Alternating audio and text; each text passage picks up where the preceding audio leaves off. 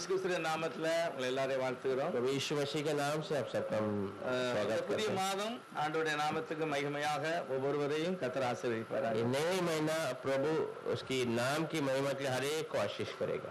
இந்த காலையில நம்ம ஒரு வாக்குத்தத்தமா ஒரு வசனம் வாசிக்கலாம். சங்கீதம் 37வது சங்கீதத்துல भजन संहिता 37 में 4வது வசனம் 4वां वचन।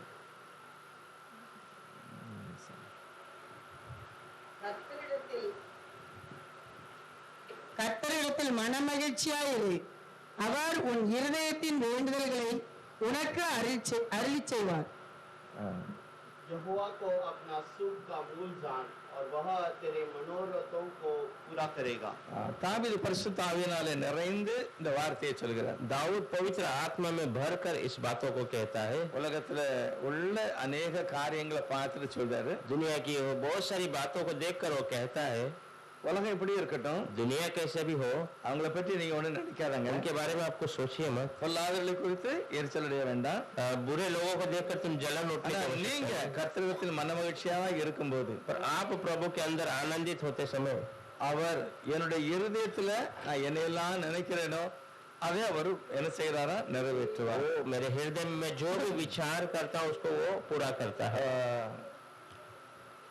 தாவீதுனுடைய வாழ்க்கையில ஒரு நல்ல அனுபவத்தோடு இந்த வார்த்தை பேசுகிறார். दाऊद के जीवन में अच्छे अनुभव के साथ इस बातों को कहता है। எல்லா சூழ்நிலையிலும் தாவீது ராஜா ஆண்டவரே சார்ந்திருந்தார். सारी स्थिति में दाऊद राजा प्रभु पे निर्भर था। ஆரம்ப காலத்துல அவருக்கு பெரிய ஒரு சப்போர்ட் இல்ல. शुरुआत में उसको बड़ा सा कोई जो है सहारा नहीं था, ஆனால் தேவன் அவனை முன்குறித்தார். पर परमेश्वर ने उसे चुन लिया था, ஆனா அது அவருக்கு தெரியல. पर उसे वो पता नहीं था। அவருடைய பாலிவ பிராயம் கடந்து வரும்போதுதான் அவருக்கு ஒரு சில காரியங்கள் தெரியாது. उसके जवानी के दिन खत्म होने के बाद उसको बहुत सारी बातों का ज्ञान, அவருடைய இருதயத்துல உள்ளத்துல पर उसके हृदय के अंदर தேவனையே சார்ந்திருக்கு. प्रभु पर ही निर्भर रहना। 42 சங்கீதத்தில் சொல்றாரு, மானானது நீர் ஓடுகளை வாஞ்சிக்கிறது போல 42वां वचन भजन संहिता कहता है, जैसे हिरन पानी की ओर दौड़ता है, என் ஆத்மா உம்மையே சார்ந்திருக்கு. ऐसे मेरी आत्मा जो है आपकी ओर ही निर्भर है। இந்த இந்த நிலை பார்த்தீங்கன்னா அந்த தாவீது ராஜாவுக்கு வந்து ஆரம்பத்திலேயே இருந்திருக்கு. ये स्थिति दाऊद राजा के जीवन में शुरुआत से ही था। இன்னொரு இடத்துல சொல்கிறார், ஆண்டவரே நான் பிறந்த பொழுது உம்முடைய பக்கத்திலே நான் விழுந்தேன். और एक वचन में लिखा है, प्रभु मैं जन्म होते ही आपके ओर में गिर पड़ा। நம்ம தேவனுடைய வார்த்தையை நம்ம தியானிச்சோம் அப்படின்னா, अगर हम प्रभु के वचन को ध्यान करेंगे நம்ம तो எல்லாருக்குமே ஒரு சில காரியங்களை நம்ம இருதயத்துல கர்த்தர் வந்து செய்வார். हमारे हर एक के जीवन में हृदय में प्रभु एक दो बातों को करके रखा है। நமக்கே தெரியும் நம்ம என்ன செய்வோம் அப்படின்னு. हमें खुद पता है हम क्या करेंगे। சிலருடைய வாழ்க்கையில சின்ன பிள்ளையிலே யோசிப்பாங்க, நான் ஒரு டீச்சரா ஆயிருவேன், कोई छोटे बच्चों में ही विचार करते मैं एक टीचर बन இல்ல जाऊंगा, ஒரு நல்ல ஒரு அதிகாரியா या कोई மாறி बड़ा अधिकारी बन जाऊंगा। ஏதாவது ஒரு காரியத்தை தெய்வமே அவனுடைய இருதயத்துல வைக்கிறார். कुछ न कुछ बातों को प्रभु खुद उनके हृदय में அப்ப रखता है। நன்மையானதை நான் சிந்திக்கும் போது तो भलाई की बातों को जब हम विचार करते हैं, சொல்றாரு, நீ கர்த்தரிடத்துல மட்டும் சந்தோஷமா இரு. वो कहता है कि प्रभु के अंदर केवल आनंदित रहे। உன் இருதயத்துல என்னெல்லாம் நீ வேண்டுதல் செய்தியோ அதெல்லாம் நான் तेरे நிறைவேறேன். हृदय में जो भी तू मन विनती करता है उसे मैं पूरा करके। எப்படி ஒரு மனுஷன் வந்து கர்த்தருக்குள்ள சந்தோஷமா இருக்க முடியும்? कैसा एक व्यक्ति प्रभु के अंदर आनंदित हो सकता எப்படி है? இருக்க முடியும்? कैसा हो सकता எப்போ है? ஒரு மனுஷன் ஆனந்தமா இருப்பான்? कब एक व्यक्ति खुशी में दिखाई देगा? நம்ம வேதத்துல பார்க்கும்போது हम वचन में देखते समय சிமியோன் ஒரு முறை சபைக்கு வந்திருக்காரு. सिमियोन एक समय कलीसिया में आया। அவருடைய இயக்கம் வந்து எப்படியாவது ஒரு அந்த மகிமையான தெய்வத்தை நான் ஆராதிக்கணும், उसका विचार, उसका प्यास कैसे भी मैं उस महिमा அந்த खुदा को மகிமையை देखना நான் है, பார்க்கணும், उसे देखना है। அப்படி ஒரு வாஞ்சை அவருக்கு இருந்தது. ऐसा एक आशा उसको था, அதே மாதிரி அன்னாளுக்கு அப்படி இருந்திருக்கு. ऐसा अन्नाल को भी था। நிறைய பேர் இந்த மாதிரி ஒரு ஆசை அந்த அவங்க இருதயத்துல வருது. बहुत सारे लोग ऐसा एक आशा उनके हृदय में आता है। நம்முடைய இருதயத்துல ஒரு சில காரியங்களை நமக்கு தெரியாமலே நமக்கு ஒரு ஆசை. हमारे हृदय में भी एक दो बातें हैं जो हमें पता नहीं, पर एक आशा रहती है। இப்படி நான் சாட்சியா சொல்லணும், ऐसा मैं गवाही बताना है, இப்படி நான் சிலருக்கு ஆண்டவரை பத்தி சொல்லணும், ऐसे में थोड़े लोगों को प्रभु के बारे में बताना है, ஆண்டவருடைய நாமத்தை நான் மகிமைப்படுத்தணும். प्रभु की नाम की मैं महिमा என் बताना है। பிள்ளைகளும் கூட இந்த மாதிரி நல்லா இருக்கணும். मेरे बच्चे भी अच्छे से रहना है। இந்த மாதிரி ஒரு சில நல்ல எண்ணத்தை நம்ம இருதயத்துல கர்த்தர் ऐसा வைக்கிறார். थोड़े अच्छे विचार को हमारे हृदय में प्रभु இப்ப रखता है அதுக்காக நம்ம ஒண்ணும் பிரயாசப்படல. और उसके लिए हमने कोई प्रयास ஆனா नहीं ஒரு किया எண்ணம் நம்ம இருதயத்துல வருது. पर एक विचार हमारे हृदय में आता ஆனா है ஆண்டவர் என்ன சொல்றாரு? प्रभु क्या कहता உன் है இருதயத்துல நீ என்ன நினைச்சாலும் சரி நான் அதை கண்டிப்பா வாக்கிய பண்ணுவேன். मेरे हृदय में तो जो भी विचार करे मैं उसे पूरा कर ஆனா दूंगा கர்த்தரிடத்துல நீ மன மகிழ்ச்சியா இருக்கணும். प्रभु के अंदर तो आनंदित रहना எப்படி है எல்லா சூழ்நிலையிலையும் ஒரு மனுஷன் வந்து மன மகிழ்ச்சியா இருக்க முடியும்? कैसा हर एक परिस्थिति में एक व्यक्ति आनंदित हो सकता है ஒன்னு ராஜாக்கள் 8வது அதிகாரத்துல पहला राजाओं का किताब में 8वां अध्याय 65வது வசனம் 65वां वचन அக்காலத்தில் தானே சாலமோனும் ஆமாத்தின் எல்லை தொடங்கி எகிப்தின் நதி மட்டும் இருந்து வந்து அவனோட இருந்த பெரிய கூட்டமாகிய இஸ்ரவேல் அனைத்தும் நம்முடைய தேவனாகிய கர்த்தருடைய சன்னதியில் 7 நாளும் அதற்கு பின்பு வேறு 7 நாளும் ஆக 14 நாள் வரைக்கும் பண்டிகையை ஆசரித்தார்கள். अतः सुलेमान ने और उसके संग समस्त इज़राइल की एक बड़ी सभा ने जो हमात की घाटी से लेकर मिस्र की नाली तक के सब देशों में इकट्ठे हुए थे 2 सप्ताह तक अर्थात 14 दिन तक हमारे परमेश्वर यहोवा के सामने पर्व को माना. முதல் சபையை கட்டியிருக்காங்க. पहला उन्होंने कलीसिया बांधा ஒரு அவர் சொல்றாரு ஆண்டவருக்காக நான் ஒரு அரண்மனையை கட்டது वो அப்படிங்கிறார். कहता है मैं प्रभु के लिए एक सिंहासन बना रहा हूँ அது கட்டும் முன்னாலே ஒரு ஆசரிப்பு கூடாரம் இருக்கு. वो बांधने के पहले ही वहाँ एक वाचा का அங்க संदेश है। எல்லாமே ஆண்டவருடைய நாமத்தை ஆராதிச்சாங்க, பலி செலுத்தினாங்க, பண்டிகை எல்லாமே கொண்டாடினாங்க. वहाँ पर भी प्रभु के नाम की आराधना हुई और सब त्योहार वहाँ पर मनाए ஆனா हैं இப்ப இந்த சபை கட்டின பிறகு पर यहाँ पर जब कलीसिया बनने के बाद இன்னும் கொஞ்சம் வித்தியாசமா அவங்களுடைய மனநிலை மாறிட்டு और थोड़ा अलग तरीके से उनका मन बदल गया है சொல்றாரு, ஏசப்பா நீங்க தாவீது எங்க அப்பாவுக்கு வாக்கு கொடுத்தீங்க, ஆனா நீங்க இப்ப செய்து முடிச்சிட்டீங்க. उसने खुद कहता है प्रभु परमेश्वर आपने मेरे पिता दाऊद को वाग्दान दिया था पर आज यहाँ पर आपने कर दिया ரொம்ப சந்தோஷம். बहुत खुशी நீ காரிருளிலே வாசமா இருக்கிற. आप घोर अंधकार में निवास करते ஆனா हैं இப்போ எங்க மத்தியில் நீர் இறங்குறீர். अब हम हमारे बीच में आप आ रहे हो அதை எழுதியிருக்கிறதுல பாத்தீங்கன்னா उसमें लिखा है देखेंगे तो 63வது வசனத்துல சாலமோன் கர்த்தருக்கு சமாதான பலியாக 20,000 மாடுகளை பலி செலுத்திருக்கிறார். सुलेमान परमेश्वर को समाधान का बलि 20,000 गाय की जो बलि दी है। 1,20,000 ஆடுகளை பலி செலுத்திருக்கிறார். 1,20,000 जो बकरी को बलिदान में दिया கொஞ்சம் யோசித்து பாருங்க எவ்வளவு பலி. सोच कर देखिए कितना बलि இதுல ஒரு சிலர் தான் அவங்க பலிபீடத்துல என்ன செய்றாங்க, எரிச்சு சாம்பல் ஆக்கிருந்தாங்க. उसमें थोड़े जो है वो लोग ने उस बलि के स्थान में जलाकर அதுக்கு பிறகு ஒரு சிலரை ஜனங்களுக்கு ஒரு பெரிய விருந்து மாதிரி செய்கிறாங்க. और थोड़ों को जो है लोगों के एक बड़ा सा जो है भोजन का व्यवस्था யாருமே செய்யாத ஒரு துதி ஸ்தோத்திர பலிய சாலமோன் செய்துட்டார். कोई नहीं किया वैसा एक बड़ा स्तुति और आराधना का बलि सुलेमान ने कर दिया எல்லாருமே 7 நாள் தான் பண்டிகை கொண்டாடணும். सब लोग 7 दिन त्योहार मनाना है இவர் கூட 7 நாள் 14 நாள் पर கொண்டாடுறாரு. ये और 7 दिन मतलब 14 दिन उन्होंने ஒரு मनाया பெரிய விருந்து, ஒரு பெரிய சந்தோஷம். एक बड़ा सा जो है खुशी एक बड़ा सा जो है त्योहार जैसा எதனால?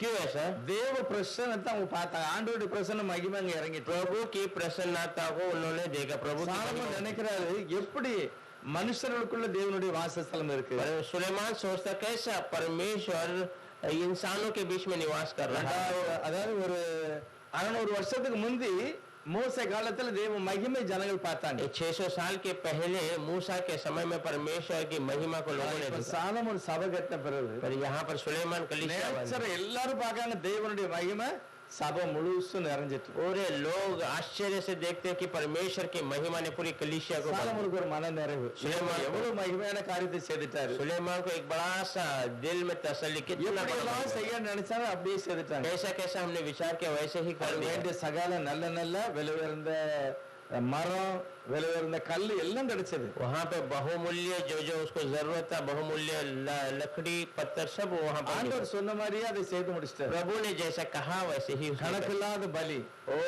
अनगिनत बलि இந்த चढ़ा பலியெல்லாம் செலுத்தின உடனே தெய்வமே இணைச்சிட்டாரு, உள்ள இறங்கி. बलि सब चढ़ते ही प्रभु स्वयं वहाँ पर उतर ஜனங்களுக்கும் சந்தோஷம், लोगों को एक बड़ा सा ராஜா खुशी சாலமோனுக்கும் சந்தோஷம். सुलेमान को भी एक बड़ा सा खुशी 66வது வசனம் சொல்லுது, வாசிக்கலாம் 66. 66 पढ़ेंगे எட்டாம் நாளிலே 8ஆம் நாளிலே ஜனங்களுக்கு விடை கொடுத்து அனுப்பினார். இவன் ஜனங்களுக்கு எல்லாரும் சொன்னா எல்லாரும் நம்ம வீட்டுக்கு போகலாம் அப்படின்னு சொல்றான். अब वो कहता है हम सब घर जा सकते हैं. அவர்கள் ராஜாவை வாழ்த்தி கர்த்தர் தமது தாசனாகிய தாவீதுக்கும் தமது ஜனமாகிய இஸ்ரவேலுக்கும் செய்த எல்லா நன்மைக்காகவும் சந்தோஷப்பட்டு மனமகிழ்ச்சியோட தங்கள் கூடாரங்களுக்கு போய்விட்டார்கள். மன மகிழ்ச்சியோட கூடாரத்துக்கு போறாங்க. पूरे खुशी के साथ अपने तंबू में वापस लौट गए. फिर 8वें दिन में उसने प्रजा के लोगों को विदा किया और वे राजा को धन्य धन्य कहकर उस सब भलाई के कारण जो यहोवा ने अपने दास दाऊद और अपनी प्रजा इज़राइल से की थी आनंदित और मगन होकर अपने अपने डेरे को चले गए. எல்லாரும் சந்தோஷமாயிட்டு सबको खुशियां हो गई. தாவீதை வாழ்த்தாங்க. ஐயா நீங்க கர்த்தர் உங்களுக்கு என்னெல்லாம் செய்தாலும் அதெல்லாம் செய்து முடிச்சிட்டீங்க. दाऊद को जो शुक्रगुजार करते हैं, प्रभु ने जो आपसे कहा वो सब आपने कर दिया. கர்த்தருடைய மகிமை இறங்கிட்டு प्रभु की प्रसन्नता उतर நாங்கள் गई. பார்த்தோம். हमने देखा है. ரொம்ப சந்தோஷம் எங்களுக்கு. बहुत खुशी है. அந்த மகிழ்ச்சி எப்போ வருதுன்னா वो खुशी कब आती है? அவங்களுடைய நினைவு நடக்கும்போது தான் வருது. उनकी जो बातें पूरी होने के बाद. அவங்க எதை நினைச்சாங்கன்னா वो क्या सोचे थे? தேவ மகிமை பார்க்கணும். प्रभु की महिमा. ஆண்டவர் உண்மையிலே இந்த இடத்துல அவர் இறங்குவாரா? प्रभु सच में यहाँ पर उतरेगा क्या? உண்மையிலே இஸ்ரவேல் எல்லாரும் கண்களும் பார்க்க தேவ மகிமை இறங்கு. सच में इजराइल की सारी आंखों ने देखा प्रभु की महिमा. இதெல்லாம் ஒரு ஆச்சரியமான ஒரு அனுபவம். ये सब एक आश्चर्य अनुभव. இஸ்ரவேல் ஜனங்களுடைய வாழ்க்கையில நிறைய இப்படிப்பட்ட அற்புதங்களை அவங்க அனுபவிச்சிருக்காங்க. इजराइल लोगों के जीवन में ऐसा बहुत सारे अद्भुत कार्य उन्होंने अनुभव किया है. இது அந்த 8வது அதிகாரத்துல சொல்லும்போது சொல்லி எல்லாரும் சந்தோஷப்பட்டார்கள். 8वां अध्याय में लिखा है सब लोग आनंदित அது हो गए. பிறகு மகிழ்ச்சியோட தங்கள் வீட்டுக்கு அவங்க கூடாரங்களுக்கு போயிட்டாங்க. मगन होकर अपने डेरे में वो लौट गए. அதுக்கு பிறகு பாருங்க சாலமோன் ராஜா காலம் முழுவதுமே தேசம் அமைதியா இருந்தது. उसमें आप देख सकते हैं सुलेमान के जीवन भर उस वहां पे ஒரு देश के समय இஸ்ரவேலும் கூட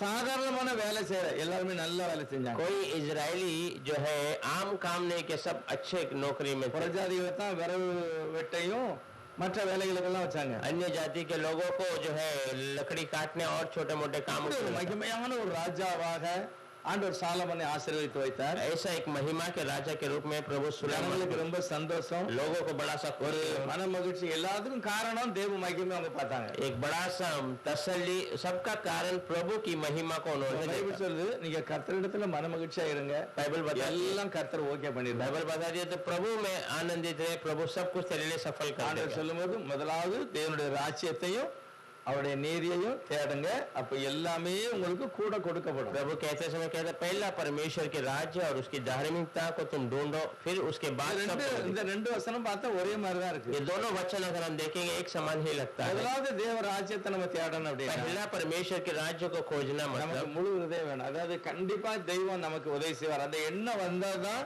நமக்கு இதை செய்ய முடியும். हमें पूरे हृदय चाहिए कि परमेश्वर मुझे मदद करेगा, वो आएगा तब हम वो जो है उसमें ढूंढ सकते. ரெண்டாவது கடந்ததை நம்ம நினைச்சு பார்க்கணும். दूसरा जो बीते समय को याद करना है. இதெல்லாம் கர்த்தர் அதிசயமான காரியத்தை செய்திருக்கிறார். कितनी आश्चर्य काम प्रभु ने जीवन में किया है. முன்னால விட கொஞ்சம் நல்லா இருக்கும். आज पहले से मैं आज अच्छा இதை हूं. நினைச்சு நான் நன்றி சொன்னோம்னாலே ஒரு தேவனுடைய பிரசன்னத்தை நம்ம உணர்ந்துடலாம். ये सोचकर हम धन्यवाद करेंगे तो ही हम एक प्रसन्न में प्रभु की நம்ம बनेंगे. மனம் சந்தோஷமா இருக்கணும். हमारा मन आनंदित रहना है. அவர் சொல்ற ஒரு இடத்துல நீதிமொழி சொல்லுக்கு நீ இக்கட்டான நேரத்துல உன் மனம் சோர்வாயிட்ட அப்படின்னா என்ன ஆகும்? நீ தோல்வியை பார்த்து போய்கிட்டு இருக்கிற. नीति वचन में लिखा है संकट के समय अगर तेरा मन निराश हो गया तो हार की तरफ लौट அப்ப जाए. நம்மளே சொல்லணும் தாவித மாதிரி, என் மதமே யான் நீ சஞ்சலப்படுற தைரியமா ஆண்டவர் வேணும் பெரிய காரியங்களை जब செய்வார். हम दाऊद के समान अपने ही मन को कहना है मेरे मन तो क्यों घबरा रहा है, परमेश्वर बड़े आश्चर्य काम करता है. 126வது சங்கீதத்துல भजन संहिता 126वां अध्याय में முதல் வசனத்துல அது தாவீது தான் சொல்லுகிறான்னு நினைக்கிறேன். 26வது சங்கீதம் पहला वचन में 126 में சியோனின் சிறையிருப்பை கர்த்தர் திருப்பும்போது சொப்பனம் காண்கிறவர்கள் போல இருந்தோம். அதாவது அவங்களுக்கு நம்பிக்கை இல்லை.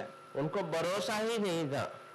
அவங்க அடிமையா ஒரு இடத்துல இருக்காங்க. वे लोग गुलामी में एक जगह पर है. இப்படியேதான் இருப்போம் அப்படின்னு தான் அவங்க நினைச்சிட்டாங்க. उनके मन में उन्हें मान लिया था कि ऐसे ही हम रहेंगे. திடீர்னு கர்த்தர் ஒரு நாள் அவங்களை விடுதலை ஆக்கிட்டார். पर अचानक एक दिन परमेश्वर ने उन्हें छुड़ा दिया. சொப்ப சொப்பனம் பார்க்க மாதிரிதான் நினைச்சோம். उन्होंने कहा हम सपना देख रहे हैं, ऐसा लगा। அப்ப எவ்வளவு ஒரு சந்தோஷம் இருக்கும் பாருங்க. कितना बड़ा खुशी हुआ। தேவனுடைய ஒரு மகிமை அவங்க அனுபவிச்சாங்க. परमेश्वर की महिमा को वहां பேதுரு சிறைச்சாலை கட்டப்பட்டிருக்கிறாரு. पतरस जो है बंदी गृह में बांधा हुआ है। அவர் நினைச்சிருப்பாரு, சரி நம்மளை எப்ப விடுதலை ஆகுவேனோ அப்பதான் நமக்கு விடுதலை. वो सोचा होगा अब कब छुड़ाए, छुटकारा देगा तभी छुड़ाई जाएगी। சரி அது வரைக்கும் நம்ம இங்கதான், तब तक मैं इधर ही पड़ा रहूंगा। சரி பரவாயில்ல கர்த்தர் பாத்துக்கிட்டான்னு சொல்லி நிம்மதியான தூங்குதாரு. ठीक है, प्रभु देख लेगा करके वो समाधान से सो जाता है। தேவதூதன் வந்து அவரை விடுதலையாக்கி வீதியில கொண்டு விட்டும் போதுதான் पर देवदूत आकर उसे छुड़ाकर रास्ते में बाहर लाकर खड़ा करने के बाद அவர் சொப்பனம் தான் நம்ம பார்க்கணும்னு நினைச்சுக்கிட்டாராம். वो समझा मैं सपना देख रहा हूँ, ஏன்னா நடக்காதது ஒண்ணு நடந்துட்டு. क्योंकि न होने वाली एक बात हो चुकी है। கட்டப்பட்டவர் எப்படி விடுதலையானாரு? बंदी गृह में बंधा हुआ है, कैसे छुड़ा दिया गया? சொப்பனம் பார்க்கிற மாதிரி. सपना देखने के साथ। நம்முடைய சில காரியங்களையும் கர்த்தர் அப்படிதான் அதிசயமா நடத்திடுவார். आज हमारी बहुत सारी बातों को भी परमेश्वर ऐसे நம்ம अद्भुत तरीके से- இருதயத்துல ஆழத்துல ஏசப்பா நீர் வந்து என்னுடைய விஷயத்துல எப்பொழுதுமே வெற்றி அடைய செய்கிறவர். हमारे हृदय की गहराई में हम यीशु मसीह आप हमेशा मुझे विजय दिलाते हैं। கண்டிப்பா எனக்கு விடுதலை உண்டு. कैसे भी मुझे छुटकारा என்னுடைய है। இருதயத்துல நான் என்னெல்லாமோ நினைச்சுக்கிட்டு இருக்கேன். मेरे हृदय में मैं बहुत सारी बातों को सोच रहा ஆனா हूँ, எல்லாத்தையுமே கர்த்தர் வாக்கிய பண்ணுது. और सबको प्रभु सफल करके देगा। இதுதான் எல்லா பரிசுத்தவானுடைய வாழ்க்கையில இருந்தது. यही सारे पवित्र लोगों के जीवन में था। யோசேப்பு கூட சொல்றாரு, यूसुफ भी कहता है தன்னுடைய பிள்ளைகளை தகப்பு முன்னால கொண்டு விட்டு ஆசீர்வதிக்கும் போது, अपने बच्चों को अपने पिता के सामने खड़ा कर कर அப்பா, उन्हें என்னுடைய आशीष மூத்த दो। மகன் நீங்க ஆசீர்வதிங்க, ये मेरा पहला पुत्र है, सब आशीष कीजिए। இரண்டாவது பையனை நீங்க अब ஆசீர்வதிங்க. दूसरे पुत्र को भी आशीष ஆனா कीजिए। அவர் பரிசுத்த ஆவியில நிறைந்தவராய் அவர் ஆசீர்வதிக்கிறது पर वो जो पवित्र आत्मा से भर कर उसे आशीष किया, எப்படி இளையவனுக்கு இன்னும் விசேஷமான ஒரு ஆசீர்வாதத்தை அவர் கொடுக்கிறார். कैसे छोटे को और विशेष आशीष को देता है। ஒவ்வொரு பிள்ளைகளுமே தங்களுடைய வம்சத்தை அப்படி ஆசீர்வதிக்காங்க. हर एक जो है पिता अपने वंश को, अपने बच्चों को आशीष करता நம்முடைய है। தகப்பனாகிய இயேசுவானவர் கூட அப்படிதான். हमारा पिता यीशु मसीह भी ऐसे ही है। ஒவ்வொரு நாளும் நம்மளை தைரியப்படுத்தி ஆசீர்வதிக்கிறார். हर एक दिन हमें धीरज दिलाता है, धैर्य அது करता நமக்கு है। ஆச்சரியமா இருக்கும். वो हमें आश्चर्य लगता है। அச்சோட கண்ணீரோடே நாங்கள் விதைத்தோம், वो कहता है आंसू के साथ हमने बोया, கம்பீரத்தோடே நாங்கள் அதை அறுத்து और வருவோம். आनंद के साथ हम उसे சந்தோஷமா कटाएंगे। நம்ம அதை செய்வோம். हम खुशी से इस बातों को करेंगे। உலகத்துல என்னெல்லாமோ நடக்குது, दुनिया में बहुत बातें हो रही, அதிகாரிகள் என்னெல்லாமோ நினைக்காங்க. बहुत अधिकारी बहुत कुछ सोचते हैं, நமக்கு ஒரு எண்ணம் இருக்கணும். पर हमें एक विचार, தாவீது அடிக்கடி ஒரு வார்த்தை சொல்றாரு, दाऊद हमेशा एक बातों को कहता है, கர்த்தர் ராஜரிகம் பண்ணுகிறார். परमेश्वर राजरीग करता है। அப்போ நமக்கு ராஜா யாரு? तो हमारा राजा कौन தேவன் है? ஆளுகை செய்கிறார். परमेश्वर राज्य என்னவும் करता है। நடக்கட்டும், कुछ भी हो जाए, அவருடைய ஆட்சி தான் எங்க வீட்டுல நடக்கும், उसका राज्य मेरे घर में हो रहा है, தேசத்திலே நடக்கும். मेरे देश में भी होगा। என்ன ஆர்டர் போட்டாலும் சரி, என்ன சூழ்நிலை வந்தாலும் சரி, அவர் ராஜா. वो कुछ भी ऑर्डर डाल दे, कुछ भी स्थिति हो जाए, प्रभु यीशु राजा है। அப்படிப்பட்ட ஒரு மனசுல நான் நினைக்கும் போது ऐसा मन में जब हम विश्वास करते உலகம் हैं, என்னமோ நடக்கட்டும், दुनिया में தேவன் நமக்கு போதுமானவரா அடைக்கலமாக இருப்பார். दुनिया में कुछ भी हो जाए, प्रभु मेरे लिए सब कुछ, और जो है मेरा सुरक्षा बनकर எப்படி அது நடக்கும்? कब वो होगा? அவர் சொல்றாரு, நீ கர்த்தரிடத்துல மன மகிழ்ச்சியாயிரு, वो कहता है, तू प्रभु में आनंदित रहे, கர்த்தர் பார்த்துக்கிடுவாரு. परमेश्वर देख लेगा। தேவன் இப்படிப்பட்ட சூழ்நிலைகளை அநேக பரிசுத்தவானுடைய வாழ்க்கையில கூட செய்தார். प्रभु ऐसी स्थिति हर एक बहुत सारे पवित्र लोगों के जीवन में भी करता है। சங்கீதம் 114வது சங்கீதத்துல भजन संहिता 114 में முதல் வசனத்திலும் கூட இதே காரியத்தை சொல்லுகிறார். पहले वचन में भी इसी बातों को बताता है। இஸ்ரவேல் எகிப்திலும் யாக்கோபின் குடும்பம் அந்நிய பாஷைக்காரரான ஜனத்திலும் இருந்து புறப்பட்ட போது, जब इज़राइल ने मिस्र से अर्थात याकूब के घराने ने अन्य भाषा वालों के मध्य से அதாவது அங்க இருந்து அவங்க புறப்படும் போது, वहां से वो जब निकलते ஒரு समय, இக்கட்டான சூழ்நிலையில இருந்து அவங்க விடுதலை அடையும் போது, एक संकट के समय से जब वो छुड़ाए गए, யூதா அவருக்கு பரிசுத்த ஸ்தலமும், यूदा उनका पवित्र निवास, எருசலேம் அவருக்கு ராஜ்யம் ஆயிற்று. और यरूशलेम उनका राज्य बन गया। எதனால இப்படி போட்டிருக்கு அப்படின்னா, क्यों इसलिए ऐसा दिया? இஸ்ரவேலுடைய அறியாமையினால, விக்கிரகாராதனையினால इजराइल के अनजान बातों के இப்ப அந்நிய ஜனத்துக்கு அண்டிலும் அவங்க இருக்காங்க. अभी अन्य लोगों के बीच में वो रह रहे हैं। இப்ப அவங்களுக்கு விடுதலை கிடைக்குமா கிடைக்காதா தெரியாது. अब उनको छुटकारा मिलेगा या नहीं उन्हें पता नहीं। ஆனால் கர்த்தர் சொல்றார், நான் யூதாவை பரிசுத்த ஸ்தலமாக, तो परमेश्वर कहता है, मैं यूदा को पवित्र निवास स्थान बनाऊं। எருசலேமை நான் திரும்ப ராஜாவா அதை ஆள வைப்பேன். यरूशलेम को मैं फिर से राजा बनकर राज அவங்க करूंगा। அப்படி கிளம்பி வரும்போது वो वहां से जब आते समय அந்த में கூட்டத்தை பார்த்து கடல் கண்டு விலகிட்டு उस झुंड को देखकर समुद्र पीछे की ओर मुड़ गया। யோர்தான் பின்னிட்டு திரும்பிட்டு योर्दान पीछे मुड़ गया மலைகள்லாம் ஆட்டுக்குட்டி மாதிரி துள்ளுது और सारे पर्वत बेड़ के समान उड़ी मारने लगे। எப்படி இது நடக்கும் அப்படின்னா कई ये ऐसा होता है, தேவனால் முன்குறிக்கப்பட்ட ஜனம் வருகிற வழியில இது நடக்கும் परमेश्वर से चुने हुए लोग आते सफर में ये होता है। நம்மளும் பரலோகத்தை பார்த்தா நடந்துகிட்டு இருக்கோம் अगर हम भी आज स्वर्ग की ओर चल रहे ஒரு हैं, நாள் நம்ம ஒரு வாழ்க்கையை நம்ம செய்துக்கிட்டே இருக்கோம்னா நம்ம நட பரலோகத்தை பார்த்து போய்கிட்டு हर दिन हम कुछ कार्य कर रहे हैं, मतलब हमारा एक एक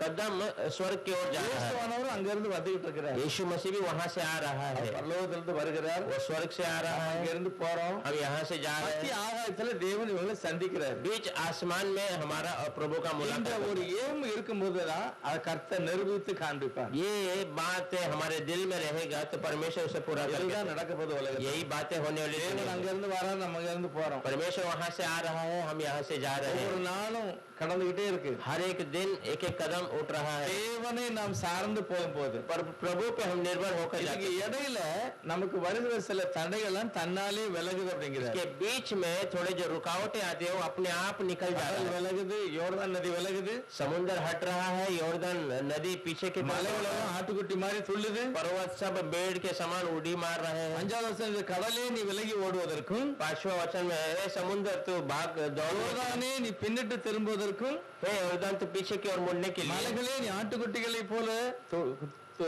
ஆட்டுக்குட்டி மாதிரி हे पर्वत तू बेड़ के समान उड़ी मारना। குன்றுகளே நீங்கள் ஆட்டுக்குட்டி போலும் துள்ளுவதற்கு உங்களுக்கு என்ன வந்தது आप उड़ी मारने का तुम्हें क्या हो गया?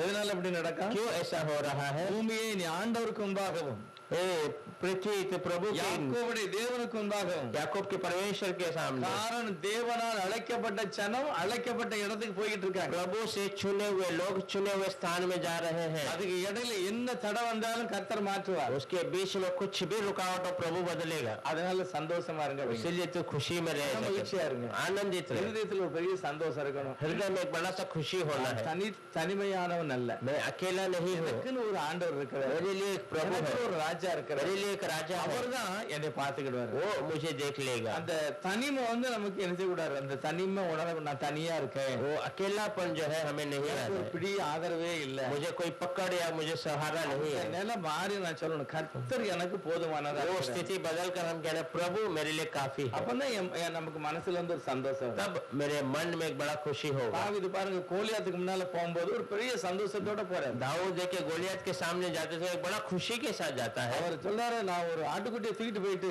वो कहता है मैं एक छोटे बेड़ के बच्चे को वो शेर उठा के ले गया, நான் விடல பின்னால ஓடி அந்த வாயில இருந்து புடிங்கிட்டு मैं छोड़ा ने पीछे उसके चले गया, उसके मुंह से वो எவ்வளவு ஒரு निकला। சந்தோஷப்பட்டுப்பாரு அவரு कितना बड़ा खुशी मनाया। இதுதான் கோலியாத்துக்கும் நடக்கும் அப்படின்னு சவுல்கிட்ட சொல்றாரு यही गोलियत के भी होगा करके शाऊल को இந்த कहता है। வார்த்தை சொன்ன உடனே இப்போ சவுலுக்கும் சந்தோஷம் வந்துட்டு ये बातों को कहकर शाऊल को भी खुशी आ गई। பரவாயில்ல இப்படி ஒரு மனுஷன் நமக்கு கிடைச்சிட்டான் हाँ ठीक है, ऐसा एक व्यक्ति मिल गया है ஒரு हमें, பெரிய சந்தோஷம் एक बड़ा सा खुशी। இதே காரியத்தை தாவீது நிரூபிச்சு வர காமிச்சிட்டாரு इस बातों को दाऊद ने पूरा कर कर भी दे दिया। தாவீதுக்கு தெரியுது நான் அபிஷேகம் பெற்றிருக்கேன் दाऊद को पता है मैं अभिषेक पाया हूँ, என்ன ஆசீர்வதிச்சிருக்கிறாரு प्रभु मुझे आशीष किया है, தீர்க்கதரிசி வந்து எனக்கு வாக்கு கொடுத்திருக்கிறாரு भविष्यवक्ता ने मुझे जो है वाग्दान दिया அதனால है, நான் ஜெயம் பெறுவேன் उसी जय में विजय। எல்லாருக்கும் இந்த ஆணித்தரமான ஒரு இருதயத்துல ஒரு எண்ணம் வேணும். हर एक के अंदर एक ऐसे स्थिर அவருடைய हृदय, நாமத்தின் மேல் விசுவாசம் உள்ளவராய் அவரை ஏற்றுக்கொண்ட எத்தனை பேர்களோ उसके नाम को विश्वास कर कर उसको स्वीकारने वाले जितने लोग, எல்லாரும் தேவனுடைய பிள்ளைகளாகும்படி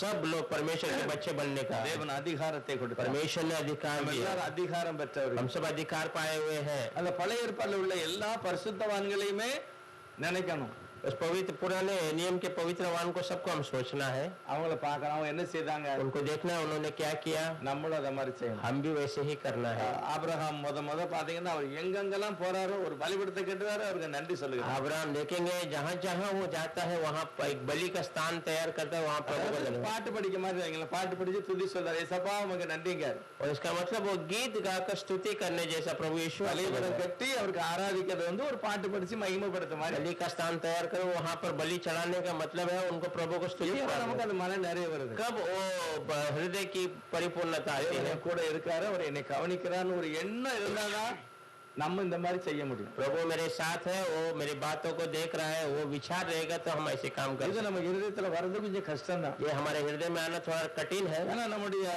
உடல் நம்ம இருதயம் நம்முடைய சிந்தனை வந்து சில காரியங்களை ஒத்துக்கிடாது. क्योंकि हमारा हृदय हमारा विचार थोड़ी बातों को यकीन नहीं करता है। நம்ம பார்க்கிறது நம்ம யோசிக்கிறது வந்து ஒத்து வராது. हम जब देख रहे हैं विचार करते हैं, वो जो है सही नहीं होता। ஆனா வசனம் என்ன சொல்லுது? वचन क्या कहता है? கர்த்தர் பாத்துக்கிடுவாரு, நீ ஏன் கவலைப்படுற? प्रभु देख लेगा, तू क्यों चिंता करता है? 114 கடைசி வசனம் சொல்லுது 114 में आखिरी वचन அவர் कहता है, கன்மலையை தண்ணீர் தடாவாக மாற்றுவார், वो चट्टान को पानी के रूप में बदल देगा பாறையை நீரூற்றாக மாற்றுவார். और पत्थर को जल के सोते के समान बना இந்த डालेगा। பழைய ஏற்பாடுல எனக்கு ஒரு வசனம் வாசித்த ஞாபகம் இருக்கு. पुराने नियम में एक वचन पड़ा हुआ याद है। 4ஆம் புஸ்தகம் நினைக்கிறேன்.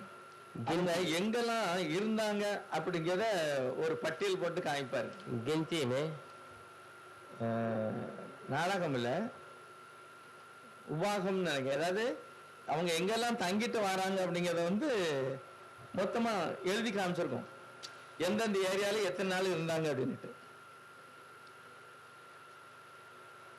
இஸ்ரேல் ஜனங்கள் வந்து எங்கெல்லாம் பானை இறங்குனாங்கல்ல, इजरायली लोग जहाँ जहाँ रुक कर चले गए, அந்த பானை இறங்கின ஏரியாவை வந்து காமிச்சிருக்கோம். उस जगह को यहाँ पर बताया है। அந்த ஏரியாவை பார்த்தீங்கன்னா அந்த தண்ணி இல்லாம போச்சு பாருங்க. ஒரு தடவை उस जगह देखे पानी नहीं था एक जगह पे, ஒரு இடத்தை தாண்டி தான் வந்திருக்காங்க. एक स्थान को वो पार कर कर आए हैं। திரும்ப கர்த்தர் சொல்றாரு, நீங்க அந்த இடத்துக்கு போங்கிறாரு. फिर से प्रभु कहता है तुम उस स्थान में जाओ करके। இதுக்கு இடையில ஒரு இடத்துல தங்குனாங்கிறத வந்து இந்த ஹிஸ்டரியில எழுதியிருக்கு.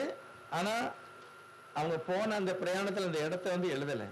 उन्होंने उसके बीच में एक जगह में रुका था करके इतिहास बताया है, पर वो यहाँ पर वचन में नहीं लिखा है। 33வது அதிகாரம் என்னாகும் புஸ்தகத்துல गिनती 33वां अध्याय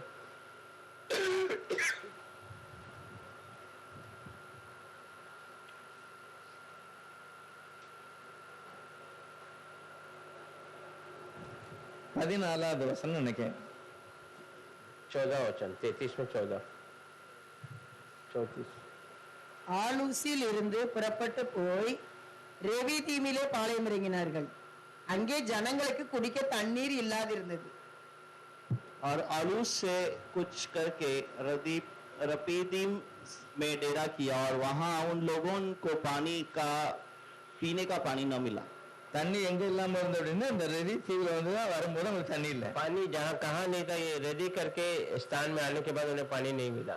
ஆனா இவர் வாபஸ் வந்து உங்களுக்கு தண்ணி வேண்டாம், நீங்க வாபஸ் ஒரு குறிப்பிட்ட இடத்துக்கு சொல்றாரு, நீங்க அந்த இடத்துக்கு போங்க அப்படிங்கிறாரு. वो कहता है अब சீன் வனாந்தரத்துல போய் அந்த ஏரியால இருந்து இன்னொரு இடத்துக்கு போய் சொல்றாரு. वो उस जगह से और थोड़े आगे जाने बोले जहाँ पानी है। ஆனா ஆல்ரெடி அந்த இடத்த முதல்ல கடந்து தான் வந்திருக்காங்க. पर पहले उस स्थान को पार कर कर ही आए அந்த हैं। வசனம் எழுதி வைக்க எனக்கு ஞாபகம் இல்லை.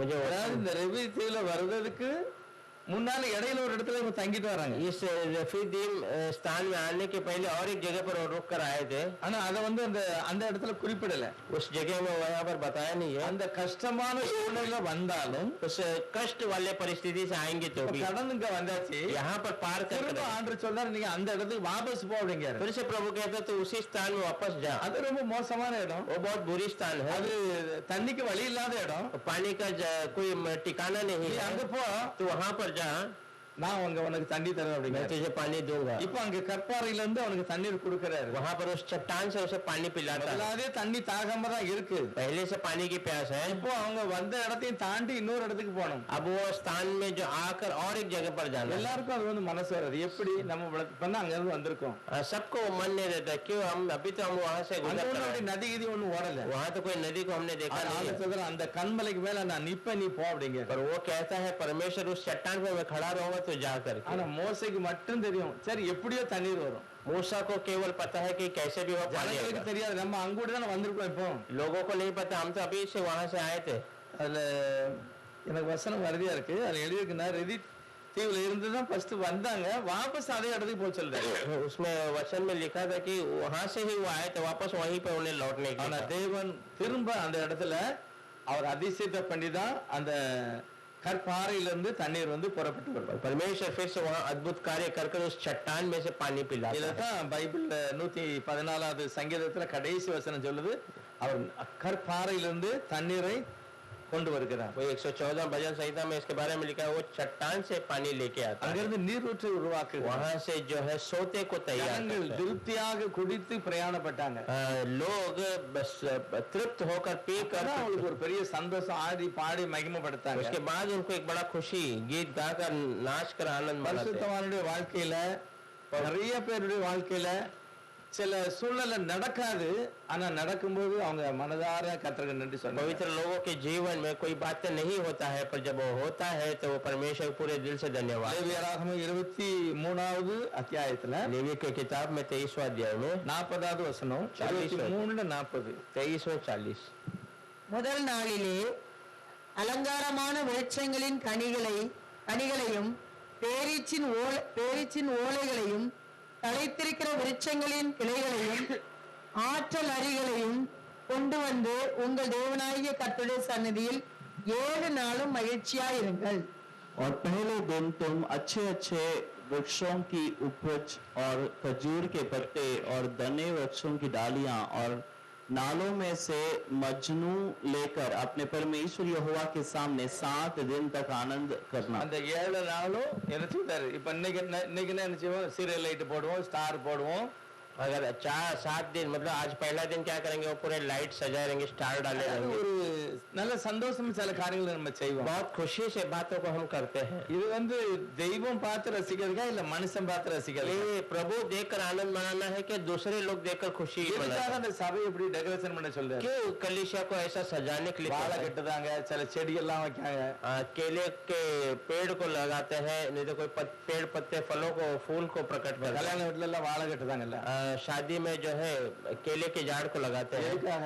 क्यों लगाते हैं? எதுக்காக சீரியல் லைட் எல்லாம் போடுறாங்க? क्यों वहाँ पर जो है सजावट होती है, लाइट लगाते हैं? வீட்டுக்காரங்களுக்கும் அந்த பார்த்து சந்தோஷமா இருக்கணும், வருகிறவங்களும் சந்தோஷமா இருக்கணும். हाँ, घर वाले को एक खुशी एहसास होना है, आने वाले को भी एक आनंद लगना है। மன மகிழ்ச்சி தான் நமக்கு ஒரு பெரிய ஆசீர்வாதம். मन की खुशी हमारे लिए एक बड़ा सा आशीर्वाद है। ஆண்டவர் சொல்றாரு, என்னுடைய சமூகத்துல நீங்க 7 நாளைக்கும் சந்தோஷமா இருக்கணும். प्रभु कहता है, मेरे हुजूर में तुम 7 दिन आनंद मनाना நல்ல है, சந்தோஷமா இருங்க, अच्छी खुशी में நல்ல रहना, அலங்காரம் பண்ணுங்க. अच्छा सजावट நிறைய कीजिए। சபைகள்ல பாத்தீங்கன்னா நம்ம ஊர்ல அப்படி அலங்காரம் பண்ணுவோம். बहुत सारी कलीसिया अगर हमारे गांव में देखेंगे ऐसे सजा देते நிறைய हैं। வீடுகள்ல பிரதிஷ்டைக்கு அந்த மாதிரி அலங்காரம் बहुत பண்ணுவோம். सारे घर का जो उद्घाटन में ऐसा सजाते हैं। கர்த்தர் என்ன நினைக்கிறாரு? प्रभु क्या सोचता है? உள்ள சந்தோஷமா இருக்கணும், मेरा बच्चा आनंदित மன रहे, மகிழ்ச்சியா இருக்கணும். मन में खुशी से, அப்பதான் அவங்களுடைய இருதயத்துல என் மேல ஒரு பாசம் வரும். तब उनके हृदय में मेरे अंदर एक प्यार அது बना रहेगा। இருதயம் சந்தோஷப்பட்டாலே ஒரு மகிழ்ச்சி ஆயிரும். சரி, கர்த்தர் பாத்துக்கிட்டாரு. हृदय खुशी हो गया तो एक आनंद हो जाता है, प्रभु देख लेगा। கொஞ்ச நேரம் தனியா உட்கார்ந்து 5-6 பாட்டு, நமக்கு பிடிச்ச பாட்டை படிக்கும். थोड़ी देर अकेले बैठ कर हमें पसंद वाला एक 4-5 गीत अगर हम गाते வீட்டுல हैं, யாருமே இல்ல, घर में कोई नहीं है, உடனே முழங்கால் போட்டு நம்ம ஜெபம் பண்ணுவோம். तुरंत हम घुटने में आकर प्रार्थना என்ன करते நடக்கும்? हैं। वहाँ पर क्या ஒரு होता है? பெரிய ஒரு வெளிச்சம் நம்மளை சுற்றிலும், एक बड़ा सा उजाला हमें, மனசுல ஒரு திருப்தி. मन में एक तृप्त हो சரி, जाए। கர்த்தர் என்னுடைய ஜெபத்தை கேட்பார். प्रभु मेरी प्रार्थना को सुनता है। இந்த மகிமையா அல்லது இந்த மகிழ்ச்சியை நானே கொண்டு வரணும்னு சொல்லி கர்த்தர் इस விரும்புகிறார். खुशी को हम खुद लेके आना है, ये நீ प्रभु चाहता சந்தோஷமா है। இருப்பீங்க. तू खुशी में அப்ப रहे, நான் சந்தோஷமா இருக்கக்குள்ள ஏற்பாடா நானே தான் तो பண்ணணும். मैं खुशी में रहने का जो तैयारी है मुझे ही करना है। நம்பிக்கை இருந்தா தான் செய்ய முடியும். वो भरोसा रहेगा तो हम कर सकते அவர் हैं, மேல நம்பிக்கை இருந்தா தான். उसके ऊपर भरोसा रहेगा। மோசேக்கு நல்ல நம்பிக்கை இருந்தது. मूसा को अच्छा भरोसा था, அவர் ஒரு நாள் அவர் துக்கமா சில காரியத்துல இல்ல, தனிப்பட்ட வாழ்க்கையில இல்ல. वो कभी दुखित अपने ஜனங்கள் அவர் வேதனைப்படுத்தினாங்க. लोगों ने उन्हें तकलीफ दिया। தெய்வ சமூகத்துல அவர் ஒரு நாள் தோல்வி அவர் தருவாரா இல்லையா, அந்த பிரச்சனையே மோசைக்கு இல்ல. प्रभु के सामने वो कभी निराश नहीं हुआ, देगा क्या नहीं, ऐसा उसको परेशान नहीं था। அவருடைய இருதயத்துல எப்பவுமே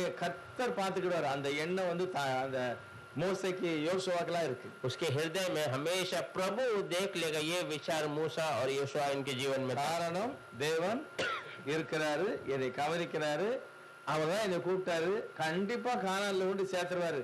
அந்த மன நிறைவு இந்த பரிசுத்தவான்களுக்கு இருந்தது. कारण प्रभु है, देख रहा है, और मुझे कैसे भी उस कानन देश நம்மளையும் में கொண்டு சேர்ப்பாரா இல்லையா? क्या हमें भी पहुंचाएगा क्या नहीं? வரல கண்டிப்பா. वो तो आएगा ना, सही में। கண்டிப்பா உலகத்துல ஒரு முடிவு வரப்போகுது. कैसे भी दुनिया का एक अंत आ रहा है, நாம அந்த இடத்துக்கு போயிடுவோம். तो हम उस स्थान में चले அவங்க जाएंगे। எப்படி அந்த கானானுக்கு போனாங்களோ அப்படிதான் நம்மளையும் वो பரலோகத்துக்கு कैसे कानान देश में गए, वैसे ही அந்த हमें மன நிறைவோட நாம் தெய்வத்துக்கு நன்றி சொல்லணும். उस पूरे हृदय से हम प्रभु को धन्यवाद। 2 நாளாம் புத்தகம் 20வது அதிகாரத்துல दूसरा इतिहास का किताब 20वां अध्याय में 21வது வசனத்திலையும் அதுல இருந்து ஒரு காரியத்தை சொல்கிறார். 21 वचन से एक बातों को कहता है. 2 நாளாகும் 20:21 இருந்து दूसरा इतिहास 20 में 21 वचन. அவர் என்ன செய்கிறாருன்னா தேவ சமூகத்துல ஜெபம் பண்ணுறாங்க.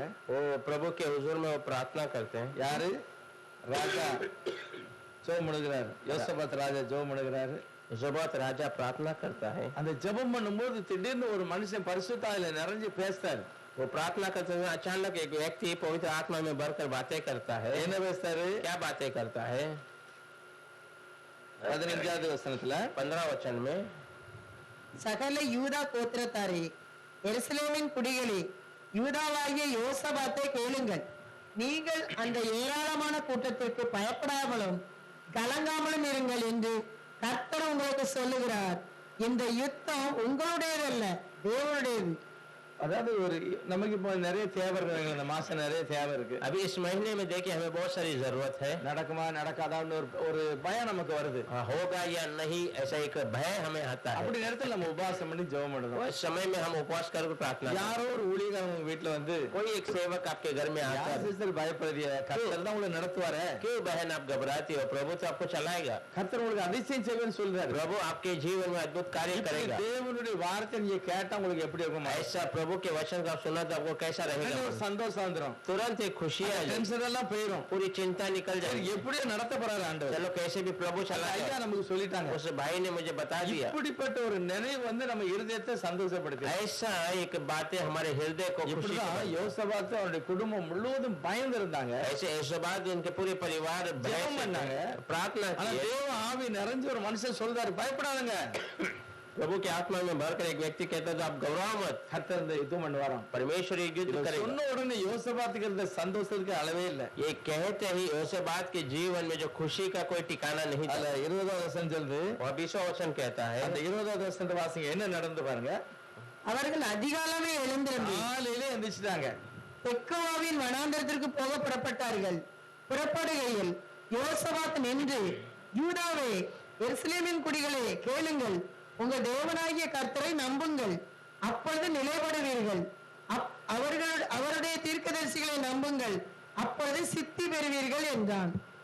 वे सवेरे उठकर तकोओं के जंगल की ओर निकल गए और चलते समय योसपात ने खड़े होकर कहा, हे यहूदियों, हे यरूशलेम के निवासी, मेरी सुनो, अपने परमेश्वर यहोवा पर विश्वास रखो, तब तुम स्थिर रहोगे, उसके नबियों की प्रतीति करो, तब तुम कृतार्थ हो जाओगे. தீர்க்கதரிசி நம்ப சொல்றாரு. कौन सी आवश्यकता को वो भरोसा करने कहता है?